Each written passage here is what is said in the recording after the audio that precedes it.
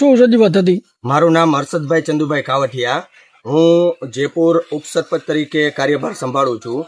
આજ રોજ અમે આજે 100 ચોરસવાર પ્લોટ ફાળવણી અને જે નવી દરખાસ્ત કરવા માટેની જે બાબત હતી એ બાબતે અમે આજે ડીડીઓ સાહેબને તેમજ હંસાબેન પારેગી જેઓ જિલ્લા પ્રમુખ છે તેમને મળવા માટે થઈને જિલ્લા પંચાયત કચેરીએ આવેલા હતા અને અમારા સદસ્ય શ્રી પણસુંબિયા સાહેબ એમને પણ મળવા માટે આવેલા હતા. કઈ જગ્યાએ રજૂઆત કરી?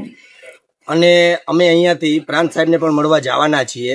હવે ખાસ કરીને અમે અમારી 3 જ રજૂઆત છે કે અત્યારે અમારે જે ગામતળ નીમ કરવામાં આવ્યું છે કે જેની અંદર 19 પ્લોટો પાડવામાં આવ્યા છે અને અરજદારોની અરજીઓ 31 આવેલી છે, જેની અંદરથી 15 લાભાર્થીઓ છે કે જેમને ઘર વિહોણા હોવાથી આ યોજનાનો લાભ મળી શકે તેમ છે.